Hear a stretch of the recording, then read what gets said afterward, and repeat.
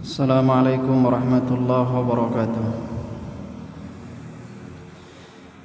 Innal hamdalillah nahmaduhu wa nasta'inuhu wa nastaghfiruhu wa na'udzu billahi min shururi anfusina wa min sayyiati a'malina.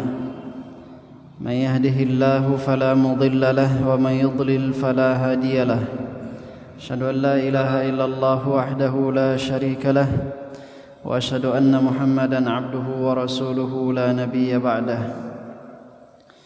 قال الله تعالى: يا أيها الذين آمنوا اتقوا الله حق تقاته ولا تموتن إلا وأنتم مسلمون. يا أيها الناس اتقوا ربكم الذي خلقكم من نفس واحدة وخلق منها زوجها وبث منهما رجالًا كثيرًا ونساءً واتقوا الله الذي تساءلون به والأرحام إن الله كان عليكم رقيبا. يا أيها الذين آمنوا اتقوا الله وقولوا قولا سديدا يصلح لكم أعمالكم ويغفر لكم ذنوبكم ومن يطع الله ورسوله فقد فاز فوزا عظيما. أما بعد فإن أصدق الحديث كتاب الله وخير الهدى هدى محمد صلى الله عليه وسلم وشر الأمور محدثاتها وكل محدثة بدعة وكل بدعة ضلالة وكل ضلالة في النار. Ma'asyiral muslimin, jamaah yang Allah muliakan, alhamdulillah kita bersyukur kepada Allah Subhanahu wa taala pada malam hari ini kita kembali bertemu di majelis ta'lim yang semoga diberkahi oleh Allah pada malam hari ini. Dan tak lupa salawat dan salam senantiasa kita haturkan kepada baginda kita Nabi Muhammad sallallahu alaihi wasallam. Kita dalam pembahasan cara beriman kepada Allah Subhanahu wa taala pada poin yang keempat, yaitu beriman kepada Allah dengan nama-nama dan sifat-sifatnya sesuai dengan kemahabesaran Allah Subhanahu wa taala.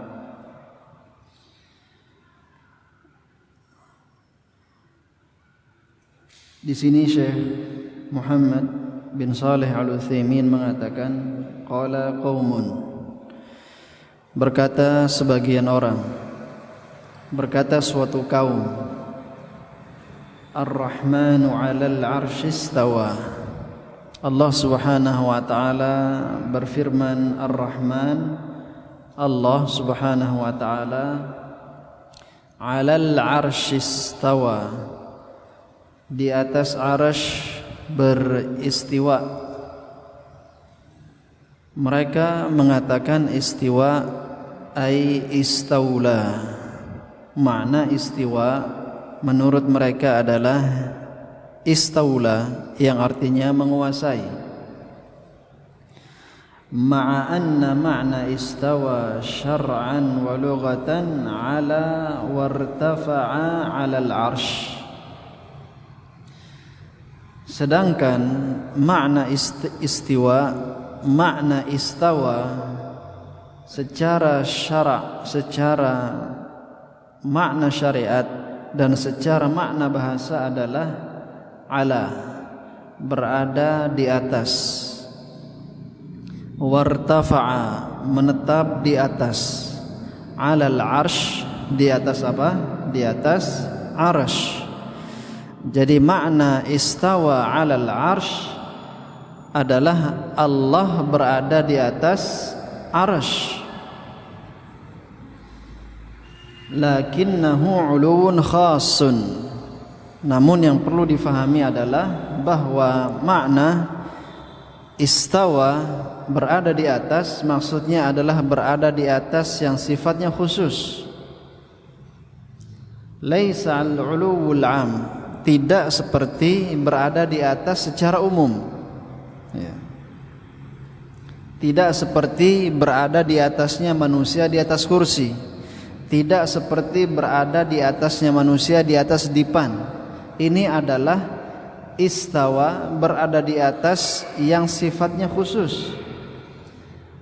Laisal 'uluwul 'am 'ala jami'il makhluqat. Tidak seperti sifat di atas yang dimiliki oleh makhluk secara umum. فهذا الذي فسر استوى باستولى لم يحقق الإيمان بالله. Maka orang yang mengatakan, menafsirkan istiwa dengan istaula dengan penafsiran Allah menguasai arasy, menguasai singgasana, lam yuhaqqiqil iman billah, maka dia belum merealisasikan, belum mengamalkan iman kepada Allah dengan benar. Li'annahu nafa sifatan athbataha Allahu li nafsihi. Kenapa dia dikatakan belum merealisasikan iman dengan benar? Karena dia meniadakan sifat yang Allah tetapkan untuk dirinya. Allah mengatakan bahwa dirinya istawa di atas arasy, berada di atas arasy. Kemudian ada yang mengatakan enggak, Allah tidak berada di atas arasy, maksudnya Allah menguasai arasy. Berarti dia belum beriman kepada Allah dengan iman yang benar. Wal wajib itsbatus sifat, sedangkan kewajiban kita sebagai seorang yang mengatakan la ilaha illallah, kewajiban kita yang mengakui beriman kepada Allah adalah menetapkan semua sifat yang Allah tetapkan untuk dirinya. Wa man qala, itu contoh yang pertama. Sebagian orang menafsirkan sifat Allah tidak seperti penafsiran atau makna yang difahami secara syariat atau bahasa. Contoh yang kedua, wa man qala lima khalaqtu bi yadayya ay bi qudratayya aw bi quwwatayya. Dan barang siapa yang menafsirkan firman Allah Subhanahu wa taala yang artinya, wahai iblis, kenapa engkau tidak mau sujud dengan makhluk yang aku ciptakan dengan kedua tanganku? Allah Subhanahu wa taala dalam surat Shad ayat ke-57 mengabarkan kepada kita bahwa Allah Subhanahu wa taala memiliki sifat tangan. Maka barang siapa yang menafsirkan dua tangan tersebut dengan makna dua kekuasaan Allah atau dengan dua kekuatan Allah, walaysa lillahi yadun haqiqiyah, dan dia mengatakan bahwa Allah Subhanahu wa taala tidak punya tangan secara hakikat, lam yuhaqqiqil imana billah, maka dia belum merealisasikan iman dengan benar kepada Allah Subhanahu wa taala. Jadi kaidahnya sama. Ya. Orang yang tidak menetapkan sifat yang Allah tetapkan untuk dirinya, berarti dia tidak beriman dengan benar kepada Allah Subhanahu wa taala. Seperti sifat tangan ini, Allah menetapkan Allah punya tangan dalam banyak ayat, dalam banyak hadis. Ada orang mengatakan, saya tidak beriman bahwa Allah punya tangan secara hakikat. Makna tangan di dalam ayat tersebut adalah artinya kekuatan atau kuasa. Maka orang yang demikian belum beriman dengan Allah, belum beriman kepada Allah dengan benar. Lau haqqaqal imana billahi laqala lillahi azza wa jalla yadun haqiqiyah. Seandainya dia benar-benar menerapkan iman dengan baik, dia merealisasikan iman kepada Allah dengan baik, maka pasti dia akan mengatakan lillahi azza wa jalla yadun haqiqiyah. Dia pasti akan mengatakan Allah itu punya tangan secara hakikat, benar-benar punya tangan. Lakin la tumathilu aidil makhluqin. Namun tangannya Allah tidak sama dengan tangannya makhluk. Tangannya Allah tidak sama dengan tangannya manusia. Tangannya Allah tidak sama dengan tangannya makhluk yang Ia ciptakan. Kama qala Allah azza wa jalla, sebagaimana firman Allah azza wa jalla, laisa kamitslihi syai'un. Allah menyatakan tidak ada yang serupa dengan Allah sedikit pun.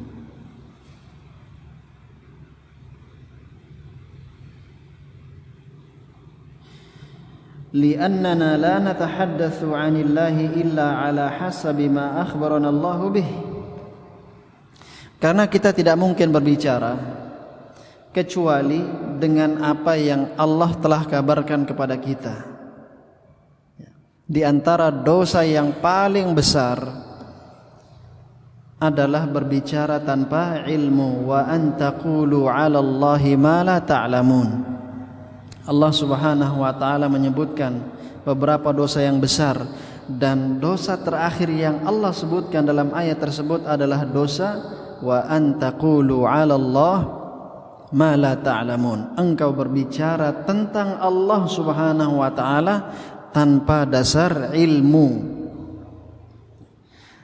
Berkaitan dengan sifat, kita tidak boleh menafsirkan, tidak boleh menetapkan kecuali dengan apa yang telah Allah Subhanahu wa taala tetapkan, dan tidak boleh menafsirkan kecuali dengan apa yang telah diajarkan oleh Rasulullah sallallahu alaihi wasallam dan para sahabat. Fa idza illa ala hasabi ma akhbarana Allah bihi an nafsihi. Ya. Jadi berbicara tentang zat Allah Subhanahu wa taala, tentang sifat Allah Subhanahu wa taala, hanya boleh berdasarkan apa yang telah Allah kabarkan tentang dirinya. Fa idza kunna la yumkinu an natahaddatsa an syakhsin lam narahu wa in kana 'indana fil balad, fa kaifa natahaddatsu 'anillahi ta'ala bila ilmin. Seandainya kita ini tidak bisa,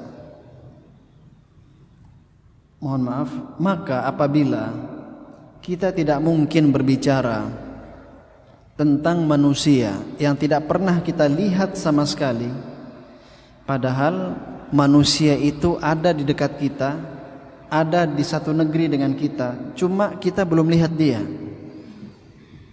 Kita dikabarkan ada orang namanya A, kita tidak pernah lihat dia sama sekali. Bisa tidak kita menggambarkan wajahnya seperti apa? Bisa tidak kita menggambarkan postur tubuhnya seperti apa? Bisa tidak kita menggambarkan bagaimana bentuk rambutnya? Tidak bisa, karena kita tidak pernah melihat dia. Padahal kita sama-sama makhluk, kita tinggal di daerah yang sama, dan bisa jadi umur saya dengan umur dia sama. Cuma permasalahannya kita tidak pernah lihat dia. Dalam kondisi seperti itu kita tidak bisa memberikan gambaran tentang dirinya, apalagi fa kaifa natahaddatsu 'anillah, maka bagaimana mungkin kita mampu berbicara tentang zat Allah Subhanahu wa taala tanpa didasari dengan ilmu. Ya.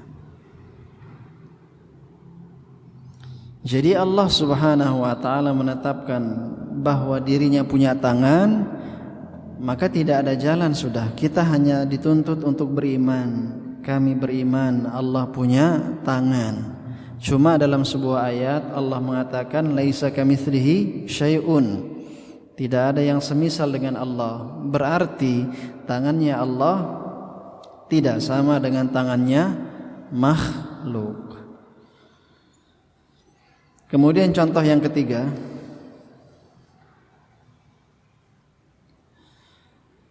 wa man qala inna Allah la yatakallamu bi kalamin masmu'. Barang siapa yang berkata Sesungguhnya Allah Subhanahu wa taala berbicara. Tidak berbicara dengan pembicaraan yang terdengar. Walakin kalamuhu huwal ma'na al-qa'im bi nafsihi.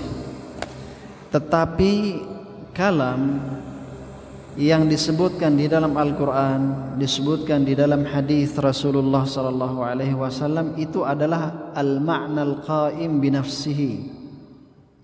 Adalah suatu makna yang ada pada Allah Subhanahu wa taala. Dia tidak terikat dengan suatu hal. Beda dengan sifat ya. Kalau bicara, jadi kalam itu artinya apa? Berbicara. Kalau sifatnya manusia berbicara, itu dia nempel sama sesuatu. Contoh, seorang manusia itu tidak dikatakan berbicara kecuali kalau dia mengeluarkan suara. Suara ini bisa dihasilkan dengan sebuah getaran yang ada di dalam rongga leher manusia. Nah, getaran ini adalah satu sifat yang dia tidak bisa berdiri sendiri kecuali kalau ada bendanya. Ada benda bergetar mengeluarkan suara. Jadi suara ini butuh dengan getaran, getaran butuh dengan benda yang bergerak. Jadi dia tidak berdiri sendiri. Itu pembicaraan dalam konteks manusia. Nah, mereka mengatakan adapun pembicaraan yang berkaitan dengan Allah ini, dia adalah sebuah makna, suatu makna yang ada di dalam dirinya Allah Subhanahu wa taala. Tidak sama dia dengan bicaranya manusia. Jadi pembicaraan kalau disebutkan wa kallamallahu Musa taklima, Allah berbicara dengan Musa, maksudnya adalah sebuah makna yang tersimpan dalam diri Allah. Kemudian makna ini dibuatkan suara oleh Allah. Allah menciptakan suara. Jadi makna ini tertransfer ke suara baru didengar oleh Nabi Musa alaihi salam. Nah, itu makna al-qa'im bi nafsihi. Kalam adalah suatu makna yang berdiri sendiri.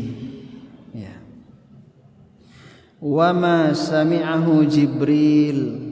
Adapun wahyu yang didengarkan oleh Jibril alaihi salam, aswatun khalaqaha Allahu azza wa jalla, adalah suara yang Allah ciptakan litu'abbira amma fi nafsi. Suara ini fungsinya adalah untuk mengibaratkan, menghikayatkan apa yang ada di dalam diri Allah Subhanahu wa taala. Itu kalam menurut versinya mereka. Jadi mereka ingin mengatakan Allah itu tidak bicara. Allah itu hanya menyimpan sebuah makna-makna di dalam dirinya, kemudian makna ini diungkapkan dengan suara yang lain yang Allah ciptakan. Orang yang mengatakan demikian, fahadha ma haqqaqal imana billah. Maka orang yang mengatakan demikian belum merealisasikan iman dengan benar kepada Allah Subhanahu wa ta'ala. Lianna tafsir al-kalam bihadha al-ma'na yadullu ala anna Allah ta'ala la yatakallamu haqiqah. Karena kalau kita menafsirkan kalam atau pembicaraan dengan tafsiran ini, tafsiran apa tadi? Makna yang tersimpan dalam diri Allah. Karena menafsirkan kalam dengan penafsiran makna yang tersimpan dalam diri Allah menunjukkan bahwasanya Allah tidak berbicara secara hakikat. Jadi mereka itu tidak mau menetapkan sifat bagi Allah Subhanahu wa ta'ala. Mereka tidak mau mengatakan Allah punya tangan. Mereka tidak mau mengatakan Allah punya pendengaran. Mereka tidak mau mengatakan Allah punya penglihatan. Mereka tidak mau mengatakan Allah bisa berbicara, tidak mau mereka. Li'annaka idza qulta al-kalam huwa al-ma'na al-qa'im bi nafsihi sara ma'na al-kalam huwa al-ilmu la annahu al-masmu'. Karena kalau engkau mengatakan kalam atau ucapan itu adalah suatu makna yang berdiri sendiri, maka berarti kalam itu sama dengan al-ilmu, suatu makna yang terkandung dalam diri seseorang yang tidak bersuara, yang tidak terucap, itu sama dengan ilmu, pengetahuan. La annahul masmu', bukan sesuatu yang terdengar. Ya. Wa ala hadza faqis, dan kiaskanlah ya, penetapan ini dengan sifat-sifat yang lain.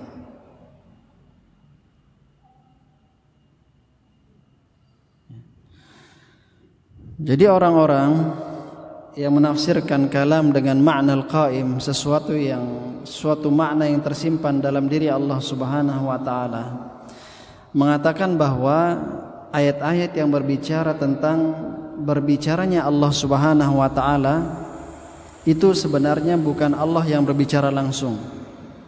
Entah malaikat Jibril yang berbicara atau suara yang Allah ciptakan, suara yang Allah ciptakan yang kemudian terdengar oleh Jibril dan kemudian disampaikan disampaikan kepada para nabinya. Nah, ini terbantah dengan banyak dalil. Di antaranya adalah hadis tentang turunnya Allah ke langit dunia. Turunnya Allah ke langit dunia di sepertiga malam terakhir. Di dalam hadis tersebut Rasulullah sallallahu alaihi wasallam mengatakan, waqala, ketika Allah Subhanahu wa taala turun ke langit dunia, qala, Allah berfirman. Ya, Allah berfirman. Apa firman Allah Subhanahu wa taala?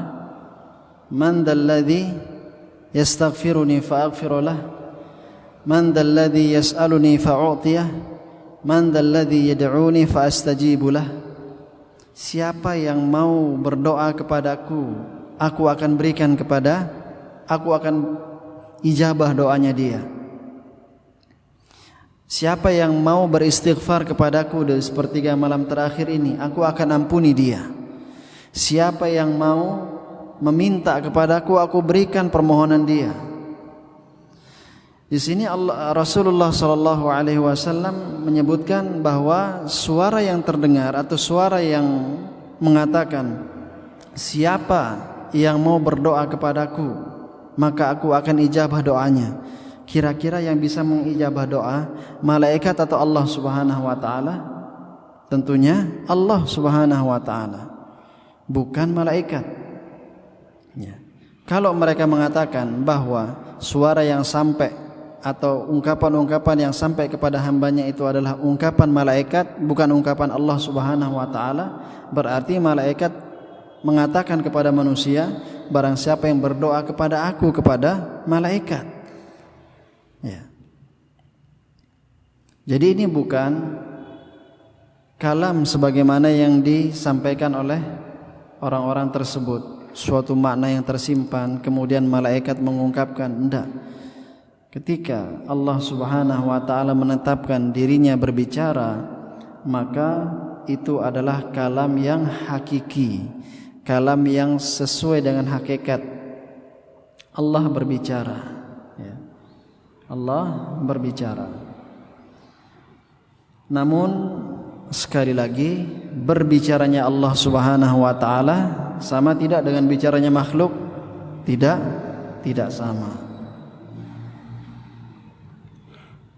Wa ala hadza فجميع المبتدعة في الأسماء والصفات المخالفين لما عليه السلف الصالح لم يحققوا الإيمان بالله.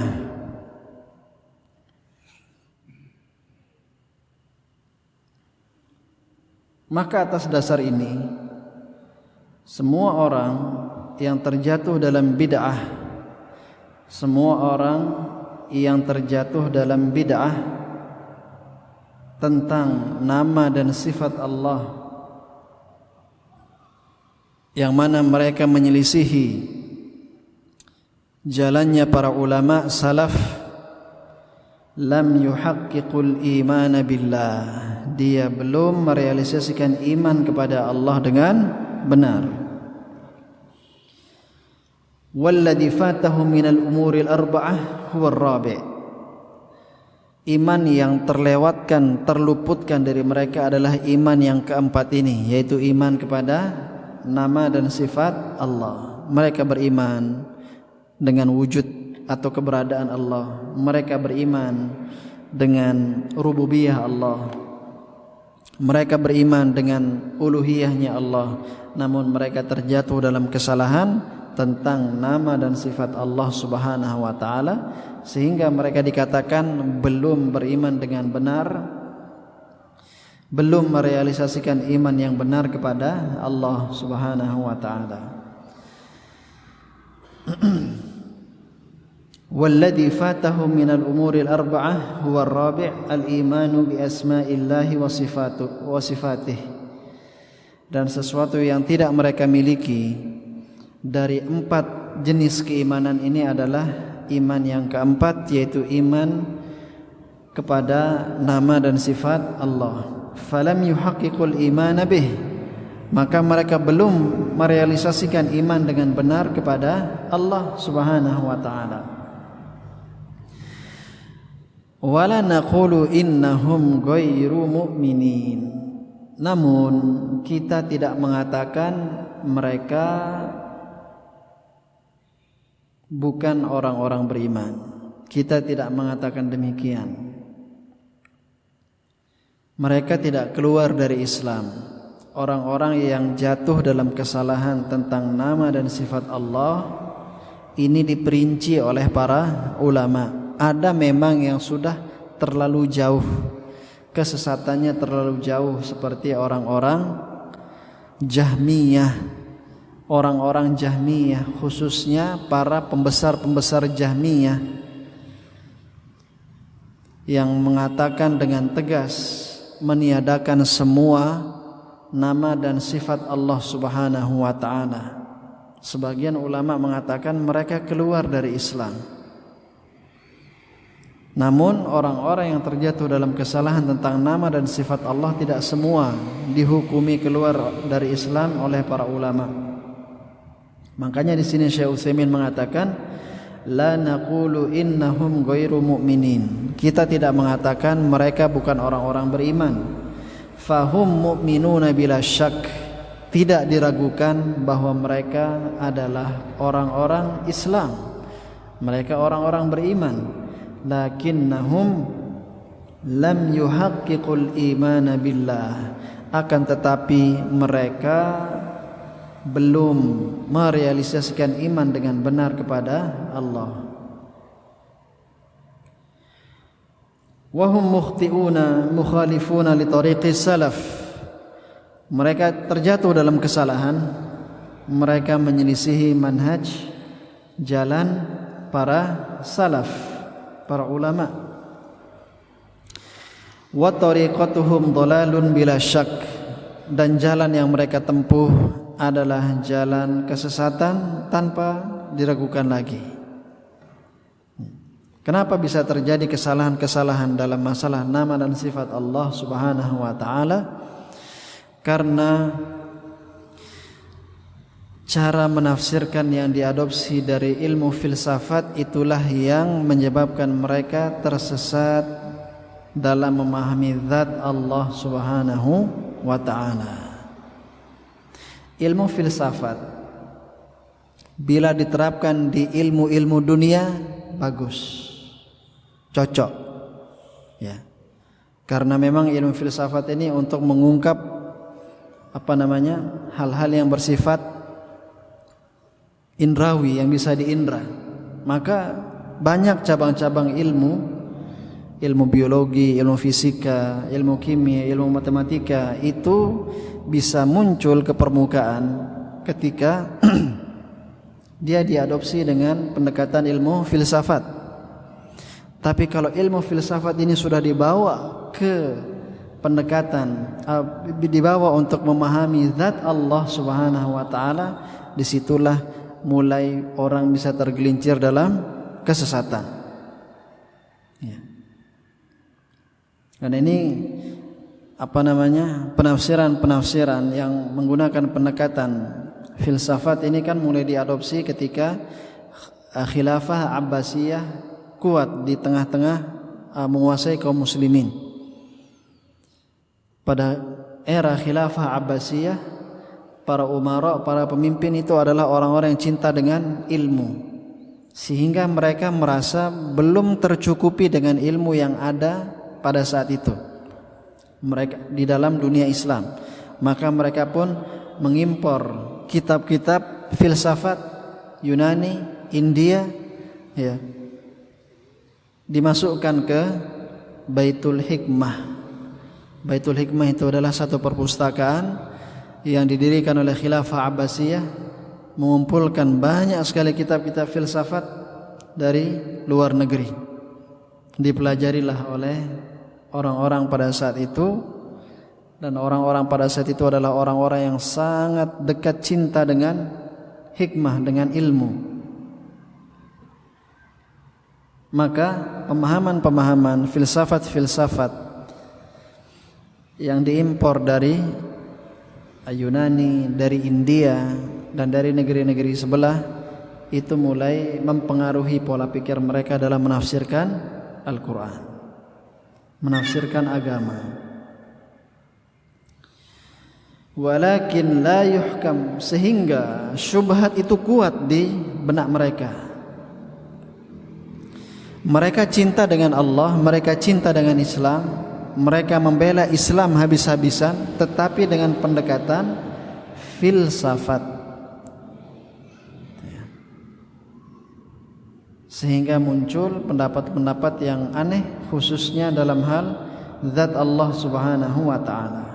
Walakin la yuhkam ala sahibihi bidhalal hatta taquma alaihi al-hujjah. Akan tetapi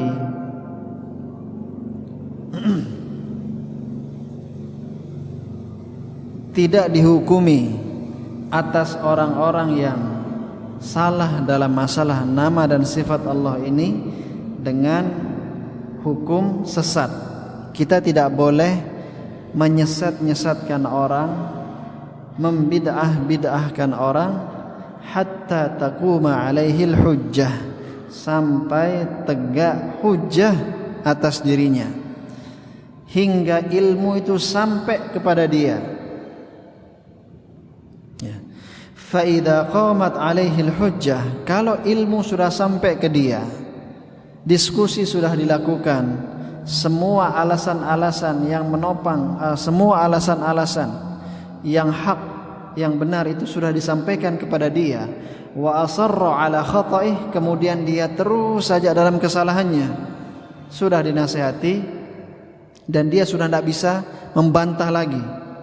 Dia dinasihati A masih bisa bantah, masuk lewat pintu B masih bisa bantah, kemudian masuk lagi jalur nasihat C, dia sudah tidak bisa apa-apa lagi. Misalnya dalil A masih mentok, dalil B masih bisa dibantah, pas masuk dalil C dia sudah tidak bisa bicara. Itu artinya kebenaran sudah tegak atas dirinya,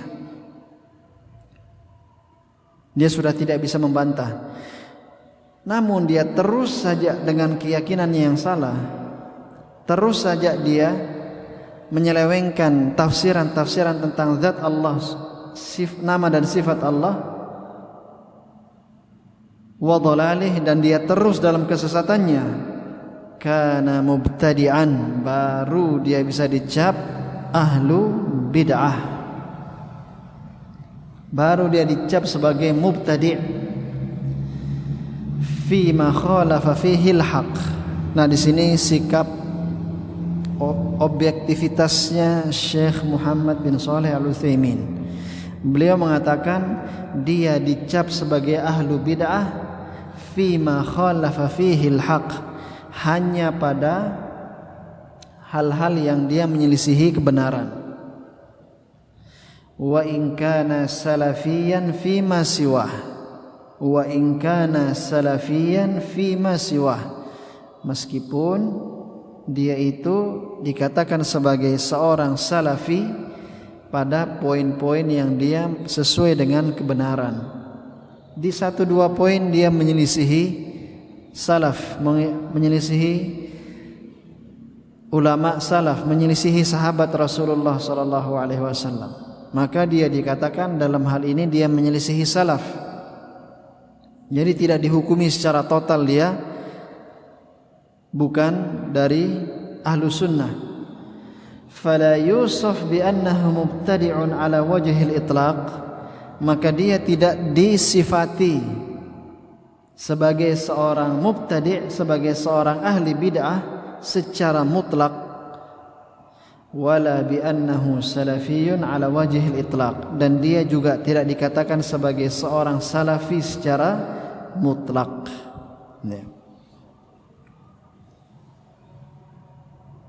Nah, di sini beliau mengajarkan kehati-hatian untuk tidak cepat-cepat memvonis orang ahli bid'ah, ahli kesesatan, ahli penyimpangan. Jangan. Ya. Karena bisa jadi sifat-sifat buruk tersebut muncul dari emosinya kita. Kita belum sempat nasihati dia, belum sempat menegakkan hujah. Orang lain juga belum sempat nasihati dia, kemudian karena kita emosi kita sifati dia ahli bid'ah. Yang seperti ini tidak boleh. Dan ini yang dinasihatkan oleh para ulama, di antaranya Syekh Utsaimin. Bal yusaf bi annahu salafiyun fi ma wafaqa al-haq fi ma wafaqa salaf. Akan tetapi dia itu disifati sebagai seorang salafi pada hal-hal yang ia sesuai dengan pemahaman para salaf, mubtadi'un fi ma khalafahum, dan dia dikatakan sebagai mubtadi', terjatuh dalam bid'ah pada perkara-perkara yang dia menyimpang dari jalan para salaf.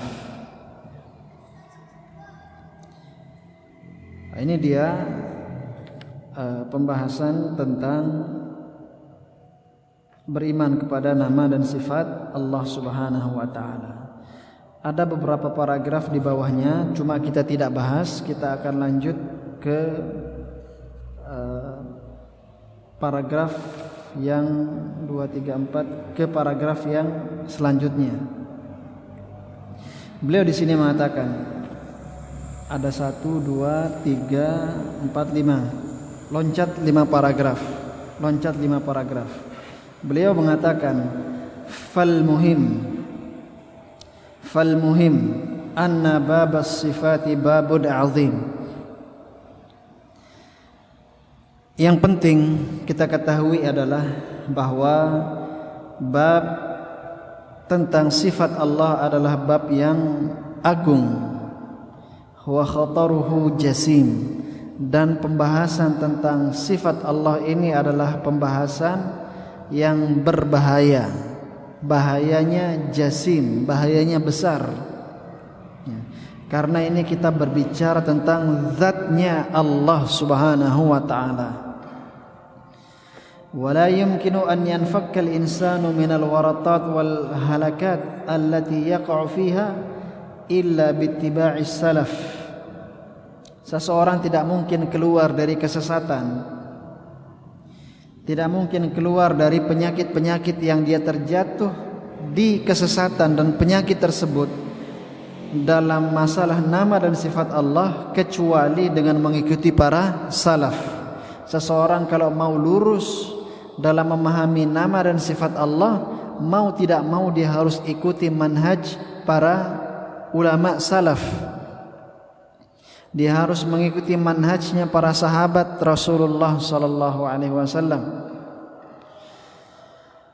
Ya. Manhajnya para salaf apa? Athbit ma athbatahu Allah Ta'ala li nafsih. Tetapkan apa yang Allah tetapkan untuk dirinya. Allah tetapkan dirinya punya wajah, kita tetapkan Allah punya wajah.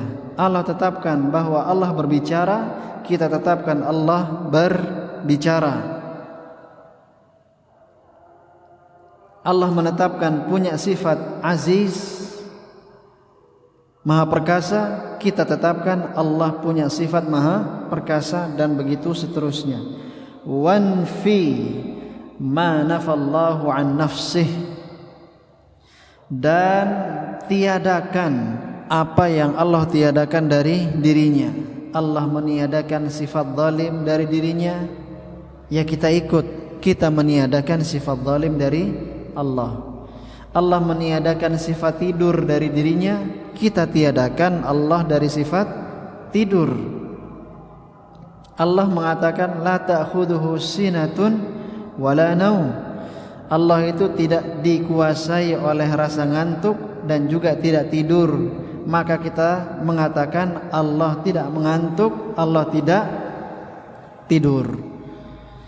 Fatastari, kalau kita ikuti jalannya para salaf, jalannya sederhana sudah. Ajaran para ulama salaf itu sederhana. Tetapkan apa yang Allah tetapkan, tiadakan apa yang Allah tiadakan. Fatastari, maka hatimu akan tenang. Ya. Nah, ini dia pembahasan. InsyaAllah kita akan lanjutkan pada pertemuan yang akan datang. Semoga Allah Subhanahu wa ta'ala menambahkan ilmu kepada kita dan memberikan taufik untuk bisa mengamalkannya dalam kehidupan kita. Wallahu ta'ala a'lam. Subhanakallahumma wa bihamdik, asyhadu an la ilaha illa anta, astaghfiruka wa atubu ilaik. Assalamualaikum warahmatullahi wabarakatuh.